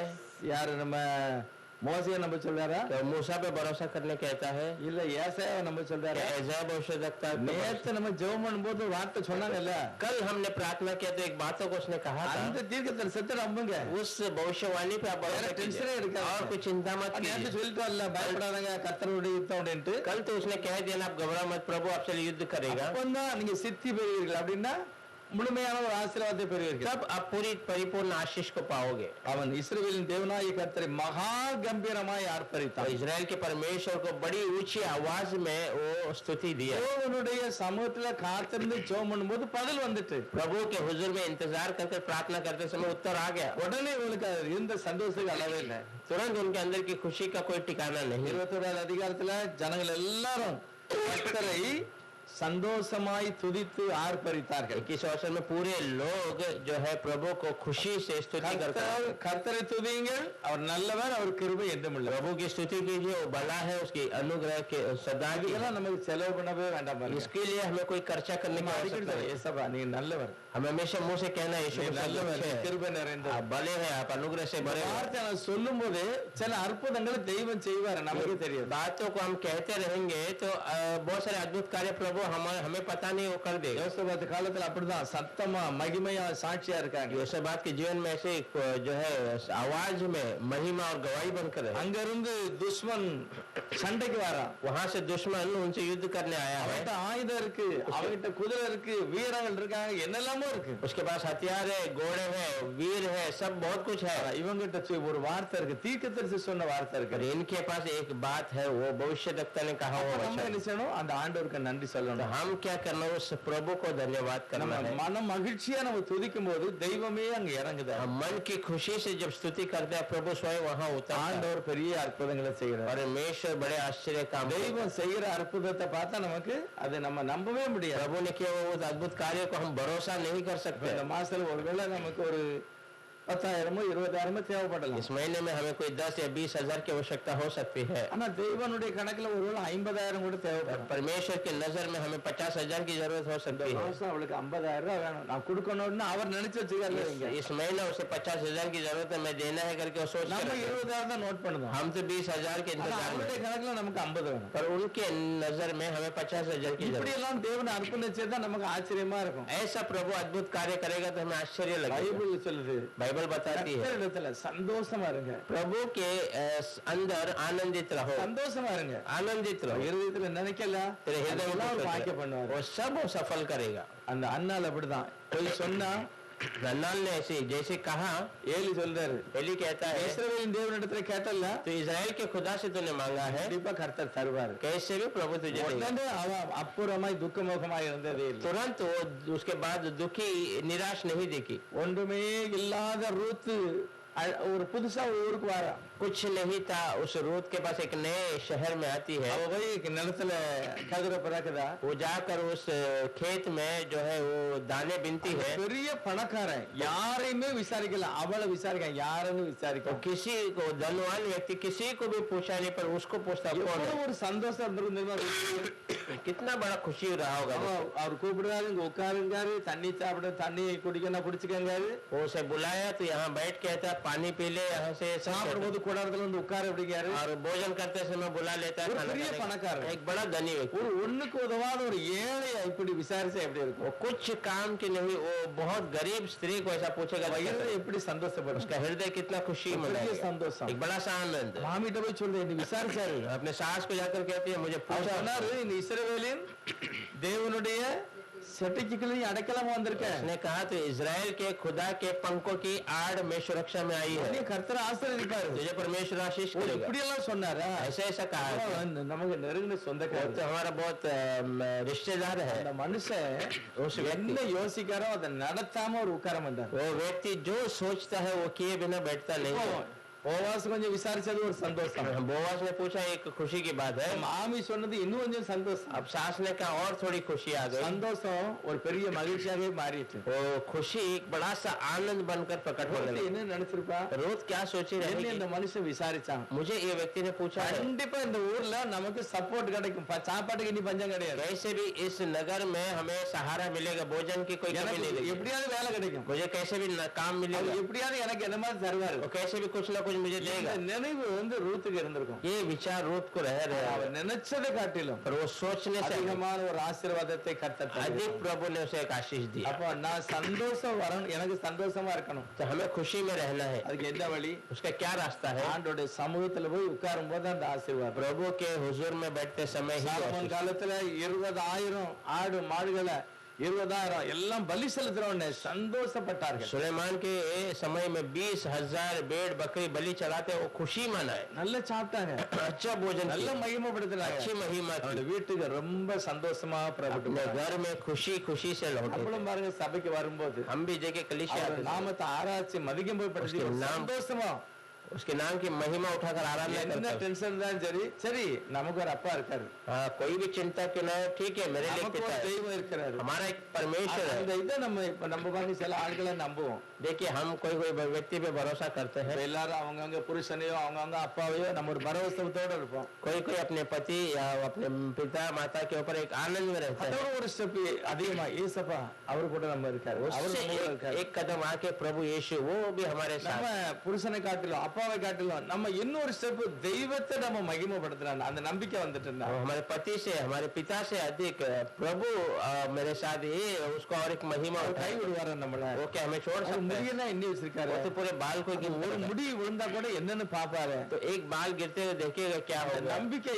வந்துட்டுனா நம்ம இருதயம் கண்டிப்பா சந்தோஷப்படும் भरोसा आ गया तो हमारा हृदय खुशी நம்ம मनाएगा। இருதயம் சந்தோஷப்பட்டா நம்முடைய இருதயத்தின் வாஞ்சையை கர்த்தர் நிறைவேற்றுவார் हमारा हृदय खुशी उठाएगा तो हमारे हृदय की विचार को प्रभु पूरा कर லூக்கா 15 கடைசி வசனத்துல लूका का किताब 15 के आखिरी वचन में மூத்தவன் சொல்றான், என்னப்பா எனக்கு செய்யாத இந்த சின்னவனுக்கு செய்திருக்க? बड़ा लड़का कहता है, क्या पिता मेरे लिए तूने नहीं किया पर मैं छोटे के लिए तो कर रहा है। சொல்ற, தம்பிங்க பார்ப்பா, அவன் செத்து போயிட்டான், वो कहता है, बेटा सुन, ये तो मर चुका था, இப்போ உயிரோட வந்துட்டான், अब वो जीवित हो गया, காணாம போயிட்டான், गुम गया था, இப்போ வந்துட்டான், अब वो लौट गया। நான் சந்தோஷமா இருக்க வேண்டாமா? तो हम खुशी नहीं मनाना है क्या? சந்தோஷமா இருக்கணும். हम खुशी मनाना இந்த है। மாதிரி அவன் சந்தோஷம் அவன் மட்டும் இல்ல, इसलिए वो பிள்ளைகள் மட்டும் இல்ல, வேலைக்காரங்க எல்லாரும் சந்தோஷமா இருந்தாங்க. वो केवल खुशी नहीं उसका बच्चा केवल नहीं परंतु पूरे नौकर सब लोग அவன் ஆண்டு சொல்லும்போது 10வது வசனம் சொல்றாரு, இங்க மட்டும் இல்ல, பரலோகத்திலயும் சந்தோஷம் அப்படிங்க.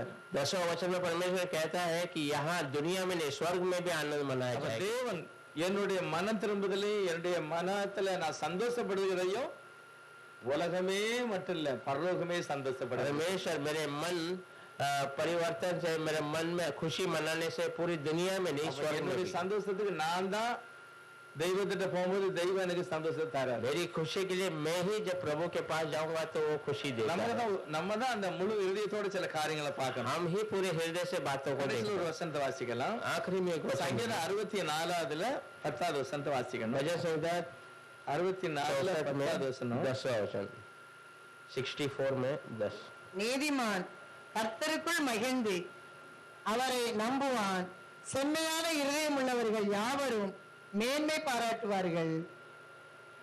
धर्मी तो यहोवा के कारण आनंदित होकर उसका शरणगात होगा और सब सीधे मन वाले बड़ाई करेंगे। நீதிமான் கர்த்தருக்குள் சந்தோஷமா படுவான். धर्मी प्रभु के अंदर आनंदित मनाएगा। அப்படி நம்ம வாசிட்டு நம்ம தான் நீதிமானா, நம்ம தான் ஒரு பாவியாச்சே, ऐसा हम पढ़कर हम धर्मी थोड़ी, हम तो पापी है, அந்த மாதிரி ஒரு நினைவு வருது இல்லைங்களா? ऐसा विचार आ रहा அது है। எப்படி சந்தோஷமா இருக்க फिर முடியும்? आप कैसे खुशी में रह सकते? தேவன் எவர்களை அழைத்தாரோ அவளை நீதிமானாய் மாற்றியது. प्रभु जैसे पुकारा उन्हें धर्मी बनाया। தேவன் என்ன நீதிமானா மாற்றிருக்காரு. प्रभु ने मुझे அவர் என்ன பரிசுத்தவனா மாற்றிருக்கிறார். मुझे पवित्र ठहराया। ஆகவே நான் கர்த்தருக்குள் எப்பொழுதும் மகிழ்ச்சியா इसलिए இருக்கிறேன். मैं प्रभु के अंदर महिमा। ஆபத்துக்கு அப்படிதான் சொல்லுது. हबक्कुक कैसे कहता है, விளையாம போனாலும் சரி, फसल हुआ नहीं तो भी என் चलेगा, மரம் காய்க்காம போனாலும் சரி, मेरा पेड़ फल नहीं दिया तो भी என்னுடைய चलेगा, ஆட்டுக்குட்டி எல்லாம் குட்டி போடாம இருந்தாலும் मेरे பரவாயில்ல. भेड़ बकरी बच्चे नहीं दिए तो भी चलेगा। நான் கர்த்தருக்குள்ள எப்ப மகிழ்ச்சியா தான் இருப்பேன். मैं प्रभु के अंदर हमेशा आनंदित அது हूँ। எப்படி அந்த சந்தோஷம் வருது? तो कैसा वो खुशी आता है? அவர் மேல அப்படி ஒரு பாசம், उसके ऊपर इतना प्रेम, என்னைய ஒரு பட்டினியா போட மாட்டார், मुझे वो भूखा नहीं என்னைய लगता, 4 பேருக்கு மத்தியில தாழ்மையா விட மாட்டார். मुझे 4 लोगों के बीच में கர்த்தருக்குள் எப்பொழுதும் சந்தோஷமா இருப்பேன், प्रभु के अंदर हमेशा आनंदित में கைவிட रहूंगा, மாட்டாரு. वो कभी न छोड़ेगा। தேவனுடைய மனுஷன் சொன்னாரு, एक परमेश्वर दास कहता है, "அப்படியே நீ வாலிப வயசா ஆயிட்ட." तू जवान हो गया है, அது தீர்க்க தரிசனமா சொல்றாரு. और भविष्यवाणी में बताता है, நீ சண்டே கிளாஸ்ல உன் இருதயத்துல உனக்கு நினைச்ச தெரியுமா? तो संडे स्कूल में जाते समय तेरे हृदय में एक बातों को विचार किया था, கர்த்தருக்காக வாழுவேன், मैं प्रभु के लिए जीऊंगा, அப்படி நீ சொன்ன. ऐसा तूने कहा ஆனா था, இப்ப நீ அப்படி இல்ல. पर तू अब ऐसा नहीं है। இப்போ உனக்கு அது மனஸ்தாபமா இருக்கா? और क्या तुझे पश्चाताप हो रहा இப்படி है? எல்லாம் நினைச்சேன், இப்படி நடக்கலையே. मैं ऐसा सोचा, ऐसा नहीं हुआ, இப்படி எல்லாம் நான் நினைச்சு பார்த்தேன், ஆனா இன்னைக்கு என் வாழ்க்கை அது ஒத்து வரல, நான் வித்தியாசமா இருக்கேன். मैं ऐसा सोच के रखा था पर आज मेरा जीवन अलग हो गया। ஆனா கர்த்தர் அதை மறக்கல தம்பி. परमेश्वर से बोला नहीं, உன் மேல கவனமா இருக்காரு. तेरे पे ध्यान रखा உன்னை है, திரும்பவும் அந்த ஸ்தானத்துல ஒண்ணு கொண்டு வருவாரு. फिर से तुझे वो स्थान में लेके நீ आएगा। சின்ன சிறு வயதுல எதை ஒப்பு கொடுத்தியோ அது தேவன் மறக்கல. तो छोटे से उम्र में जो सौंपा था वो प्रभु से बोला அந்த नहीं, நினைவு அவர் மறக்கல. उस विचार को बोला அவர் नहीं। கண்டிப்பா உன்னை ஆசீர்வதிப்பார். प्रभु सच में तुझे आशीष அந்த करेगा। அந்த வார்த்தையை சொன்ன உடனே அவருக்கு ஒரே சந்தோஷம். वो बातों को कहकर அவ்வளவு ஞாபகமா வச்சிருக்கிறாரா प्रभु इतना याद रखा है। தேவன் நல்லவர், प्रभु भला है, ஏசப்பா மிகவும் நல்லவர். प्रभु यीशु बहुत अच्छा है। அவருடைய சரித்திரத்தை எல்லாம் எழுதி வச்சிருக்கும் போது उसके इतिहास सब யாருமே அவரை பார்த்துட்டு முடியாதுன்ட்டு போகல. कोई भी उसको आकर देखकर असंभव है ऐसा गया नहीं ரொம்ப है। சந்தோஷப்பட்டு போனாங்க. बहुत खुशी मना कर அப்படிப்பட்ட गए। மகிமையான ஒரு ஆசீர்வாதத்தை நமக்கு தருவாரு. ऐसे महिमा के आशीष இப்ப நான் என்ன को செய்யணும்? கர்த்தருக்குள்ள எப்பவும் சந்தோஷமா இருக்கணும். हम क्या करना, प्रभु के अंदर हमेशा आनंदित करना। சந்தோஷமா இருங்கள் என்று மறுபடியும் உங்களுக்கு சொல்லுகிறேன். फिर से कहता हूं, तुम खुशी में रहो, எப்பொழுதும் சந்தோஷமா இருங்க. हमेशा खुशी में रहो, எப்பொழுதும் ஸ்தோத்திரத்தோட கூடிய உங்க ஜெபத்தை கர்த்தருக்கு சொல்லுங்க. हमेशा स्तुति के साथ अपनी विनतियों को அப்ப प्रभु எல்லா को- புத்திக்கும் மேலான ஒரு தெய்வீக சமாதானம் உங்களுக்கு கிடைக்கும். तब सब बुद्धि से अधिक एक प्रभु का समाधान आपको பிலிப்பியர் मिलेगा। புத்தகத்துல இது அடிக்கடி வருது இந்த வார்த்தை. ஒரு சிந்தனை பத்தி அதிகமா பிலிப்பியர் புத்தகத்துல வருது. फिलिपियर की किताब में बहुत बार आपके विचार के बारे में, சிந்தனையில நீங்க பரிசுத்தவான். आपके विचार में आपको- சிந்தனையில அவரை நினைக்க. आपके विचार में उसे கிறிஸ்து सोचो। இயேசுல இருக்க சிந்தை உங்களுக்கு இருக்கட்டும். मसीह यीशु का विचार आपके अंदर होने நீங்க के வெற்றி அடைவீர்கள். आप विजय प्राप्त நான் करोगे। கட்ட கட்டப்பட்டிருக்கிறேன் ஜெயில பேப்பர்ல சொல்றேன் நான் கட்டப்பட்டிருக்கேன் फिलिपियों में कहता है मैं बांधा गया हूँ ஆனா என் கெட்ட பார்த்து யாருமே ஐயோ முடியாதுன்னு சொல்லல அவங்களும் சந்தோஷமா இருக்காங்க और मेरे बंधन को देखकर कोई आकर निराश नहीं होता वो भी खुशी में होते। சத்தியத்துக்காக கட்டப்பட்டிருக்கீங்க हाँ सच्चाई के लिए बांधा गया சரி है। உங்களுடைய கட்டு எங்களுக்கு ஆசீர்வாதம் தான் आपका बांध हमारे लिए आशीष அந்த है। நன்மையானதை சிந்திச்சாங்க சிந்தனையில भलाई की बातों को विचार किया उन्होंने विचार में। சிந்தனையில தேவனுடைய அந்த அந்த ஆசையை நம்ம வளர்க்கும் போது கர்த்தர் நம்முடைய ஆசீர்வாதம் प्रभु की उस आशा को हम बढ़ाते हैं तो प्रभु हमें आशीष கர்த்தர் करता है। நல்லவர் प्रभु भला है நமக்கு மகிமையான காரியங்களை செய்வார் वो हमारे लिए भलाई की बात நினைச்சதுக்காக அதிகமா நமக்கு செய்வார் हम सोचे हैं उससे अधिक प्रभु நம்ம करें। அவர்களுக்கு சந்தோஷமா இருக்கணும் நன்றி சொல்லணும் हम उसके अंदर खुशी मनाना है। நிச்சயமாக மகிமையான ஒரு பெரிய ஆசீர்வாதத்தை கர்த்தர் நமக்கு प्रभु தருவார் सच्चाई से बड़ा सा आशीष हमारे जीवन में எல்லாரும் मिलेगा। ஜெபம் பண்ணலாம் हम सब प्रार्थना எல்லாரும் करें ஆண்டவரை நோக்கி பார்க்கலாம் सब प्रभु की ओर देखें। ஆண்டவரே நான் உம்முடைய சமூகத்துல வந்திருக்கிறேன் प्रभु मैं आपके जगह हुजूर में आया हूँ। உமக்குள்ள சந்தோஷமா இருக்கிற ஒரு எண்ணத்தை எனக்கு தாருங்க हमेशा आपके अंदर आनंदित रहने का विचार हमें கேட்போம், चाहिए। ஆண்டவரே நல்ல எண்ணத்தை தாருங்க प्रभु से मांगेंगे अच्छे हृदय கிறிஸ்து இயேசுல இருந்த சிந்தையே நமக்கு இருக்கணும் मसीह यीशु का जो विचार हमारे अंदर होना चाहिए। சிந்தையில ஒரு தெளிவு இருந்தா போதும் எல்லாமே சரியாயிரும் हमारे विचार में एक स्पष्ट चीज दिखाई दे சிந்தையில தான் நிறைய பலவீனம் வருது विचार में ही हम कमजोर हो என் जाते हैं। சிந்தனையில நான் வெற்றி அடைவேன் मेरे विचार में मैं विजय प्राप्त करूंगा। சிந்தனையில நினைக்கணும் நான் கர்த்தருடைய பிள்ளையா இருக்கிறேன் विचार में सोचना मैं प्रभु का बच्चा हूँ। அது விளைஞ்சாலும் சரி விளையாட்டாலும் சரி वो बड़ा तो भी चलेगा नहीं बड़ा तो भी கர்த்தருக்குள் चलेगा। நான் திருப்தியாக இருப்பேன் प्रभु के अंदर मैं तृप्त रहूंगा। ஆண்டவர் அப்படிதான் சொல்றாரு प्रभु ऐसे ही कहता है கர்த்தருக்குள்ள சந்தோஷமா இருங்க आप प्रभु के अंदर आनंदित रहिए। என்னெல்லாம் உன் மனசுல நினைக்கல அது எல்லாத்தையுமே கர்த்தர் வாய்க்க तो பண்ணுவோம் जो जो अपने मन में सोचा प्रभु वो सब सफल कर நீ இன்னும் ஜெபம் பண்ணல மனசுலதான் நினைச்சிருக்க இப்படி நடந்தா நல்லா இருக்குமே अभी प्रार्थना नहीं कि केवल मन में सोचा ऐसा होगा तो अच्छा होगा। கர்த்தர் சொல்றாரு உன் மனசுல நினைச்சல அதை நான் வாய்க்க प्रभु பண்ணுவேன் कहता है तेरे मन में तूने सोचा वो मैं जरूर करूंगा। சந்தோஷமா இருப்போம் उसके अंदर आनंदित रहिए। நல்லவர் प्रभु भला है அவர் நன்மை செய்கிறவர் वो भलाई करने वाला அவருடைய है। ஜனங்களை கவனமாக பார்க்க अपने लोगों को ध्यान से देखता है। இரவும் பகலும் தம்முடைய ஜனங்களை சூழ பாளையம் இறங்குகிறார் दिन रात अपने लोगों को सुरक्षा देकर वो பாளையத்துல எப்பொழுதும் சுதி உண்டாகட்டும் तेरे निवास स्थान में हमेशा स्तुति பாளையம் होती எப்பொழுதும் है। சுத்தமா இருக்கட்டும் तेरा निवास स्थान हमेशा शुद्ध நான் रहे। பாளையத்தை உலாவி வருவேன் मैं तेरे निवास स्थान में आऊंगा। சத்துருவின் கையில ஒப்பு கொடுப்பேன் तेरे शत्रु को तेरे हाथों में दूंगा। எல்லா வியாதிகளையும் உன்னை பாளையத்தை விட்டு விலக்கி போடு ये सारी बीमारी तेरे निवास स्थान से எனக்கு निकाल இடம் கொடு. मुझे जगह எனக்கு அங்க வரதுக்கு சான்ஸ் கொடு मुझे वहां आने का मौका दे। எல்லா சூழ்நிலையும் மாறிடும் सारी स्थिति बदल जाएगी। சோமண்டலம். सब प्रार्थना करेंगे। ஏசப்பா உமக்குள்ள நான் சந்தோஷமா இருக்கணும் प्रभु यीशु आपके अंदर में आनंदित रहे। கர்த்தருக்குள்ள நான் மகிழ்ச்சியா இருக்கணும் प्रभु में मैं खुशी मनाना है। எனக்கு அந்த நல்ல ஆவியினால वो நிரப்பு अच्छी आत्मा से मुझे भर दे। ஏசப்பா அப்படிதான் சொன்னாரு यीशु मसीह ऐसे உலகம் कहता है, தருகிற சமாதானம் இல்ல दुनिया देने वाला समाधान என்னுடைய नहीं, சமாதானத்தை தருகிறேன் मेरी समाधान में எனக்கு तुझे दे। தெரியும் கண்டிப்பா மூணாவது நாள் நான் உயிரோடு मुझे எழுப்பேன் पता है कैसे भी तीसरे दिन में जी ஆகவே उठूंगा। இந்த அவமானத்தை நான் ஒரு மாதிரி பொருட்டா நினைக்கிறேன் इसलिए ये अपमान को मैं बड़ा नहीं நான் देखूंगा। உயிரோடு எழும்புவேன் मैं जी उठूंगा। நான் வல்லமையாடும்புவேன் मैं सर्व सामर्थ्य से என்ன उठूंगा। நடந்தாலும் பரவாயில்ல कुछ भी हो जाए நான் வெற்றி அடைவேன் मैं विजय प्राप्त करूंगा। அந்த காரியம் தான் கர்த்தர் எல்லாத்தையும் சகித்தார் वो बात प्रभु सबको सहन कर। நம்மளும் ஒரு சிலத ஆண்டவரே நான் இதை சகித்துக் கொள்கிறேன் हम भी ஆனா நான் வெற்றி அடைவேன் एक जो बात है वो प्रभु में से सहन कर लेता हूँ कहीं मैं विजय प्राप्त எல்லாரும் करूंगा। ஜெபம் பண்ணுவோம். सब प्रार्थना करें। நம்முடைய இருதயத்துல வேண்டுதல் கர்த்தர் வாக்கிய பண்ணுவார் हमारे हृदय की वे विनतियों को प्रभु ஆண்டவரே நான் இருதயத்துல எப்பவும் சந்தோஷமா இருக்க உதவி செய்யுங்க प्रभु परमेश्वर में हृदय में हमेशा खुशी में रहने के लिए मदद कीजिए। ஆபகுக்குள்ள சொன்ன மாதிரி हबक्कूक में जैसे कहा गया, கண்மலையில தண்ணீர் எனக்கு சுரக்க பண்ணுவார் चट्टान के अंदर पानी मेरे लिए परमेश्वर तैयार करेगा। சூழ்நிலைகளை கர்த்தர் மாற்றுவார் स्थितियों को परमेश्वर बदलेगा। அது எப்படி நடக்கும் தெரியல वो कैसा होगा पता नहीं, தேவன் அதை செய்வார் पर परमेश्वर उसे करेगा।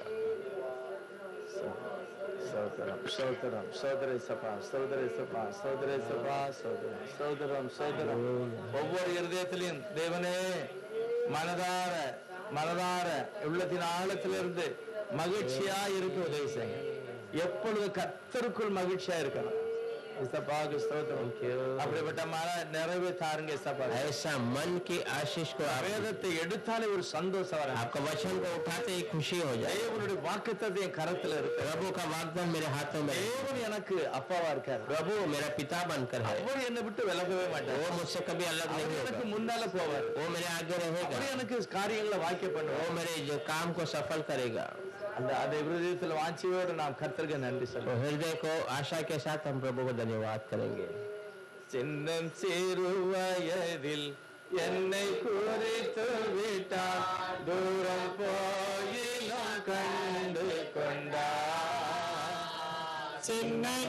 சின்னஞ்சிறுவயதில் என்னை கோரித்தவிட்டார் கோலம் போயின கண்டு கொண்டார் தமது ஜீவனை எனக்கும் அளித்து ஜீவன் பெற்றுக் கொள்ளுரைத்தார் தமது ஜீவனை எனக்கும் அளித்து ஜீவன் பெற்றுக் கொள்ளுரைத்தார் ஆனந்தமே பரமானந்தமே இது மாபெரும் பாக்கியமே இந்த பாதலத்தில் சொந்தக்காரவர் எந்த உள்ளத்தில் சொந்தமானார் இந்த பாதலத்தில் சொந்தக்காரவர் எந்த உள்ளத்தில் இந்த காலையில் நம்ம எல்லாரையும் பார்த்து கத்து சொல்வார் மன மகிழ்ச்சியா सुबह के समय हम सबको देखकर प्रभु कहता है பிழைத்திரு तो खुशी में रहे சந்தோஷமாயிரு तो आनंदित रहे வேண்டுதல் எல்லாம் நான் வாக்கியப்படுறேன் ये सारी विनती को मैं पूरा करता हूँ தெய்வமே உமக்கு நன்றி अच्छे சொல்லுவோம் खुदा आपको धन्यवाद இந்த करता हूँ வாக்கு தத்தங்கள் எல்லாம் நாங்கள் ஆம் என்று ஆமேன் என்று ஏற்றுக்கொள்கிறோம் आपके सारे वाग्दान को हम हाँ और आमीन करके நீர் स्वीकार करते அதிசயங்களை அற்புதங்களை हैं। செய்கிறீர் आप अद्भुत कार्य और आश्चर्य बातें அதற்காக करते हैं। நன்றி சொல்லுவோம் इसलिए धन्यवाद करते உம்முடைய हैं கரங்களோடு கூட இருக்கட்டும் आपका हाथ हमारे साथ உம்முடைய रहे பிரசன்னம் எங்களோடு கூட இருக்கட்டும் आपकी प्रसन्नता हमारे साथ எங்கள் வீட்டுக்குள்ள இருக்கிற ஒவ்வொரு காரியங்களை கர்த்தர் அப்படி ஆசீர்வதித்து हमारे घर के हर एक बातों को प्रभु ऐसे आशीष करते हैं உண்மையை நோக்கி பார்க்கிறோம் हम आपकी ओर ही देखते हैं வெட்கப்பட்டு போகாதபடி செய்யும் हम शर्मिंदा न होने जैसा எல்லாவற்றையும் நாங்கள் உமக்கு நன்றி சொல்லுகிறோம் பிதா सब बातों में हम आपको धन्यवाद நாமத்துக்கு மகிமை உண்டாகட்டும் आपके नाम की ही महिमा நீர் நல்லவர் மகிமையாய் நிறைந்தவருமா இருக்கிறீர் आप बड़े हैं महिमा से बड़े हैं இதோட நன்றி சொல்லுகிறோம் पूरे दिल से धन्यवाद அப்படி करते துதி ஸ்தோத்திரத்தை ஏற்றுக்கொள்ளுங்க हैं। हमारी स्तुति को स्वीकारिए எங்களோடு வாருங்க हमारे साथ आइए இயேசுவின் நாமத்தினால பிதா प्रभु यीशु के नाम से मांगते हैं आमीन। आमीन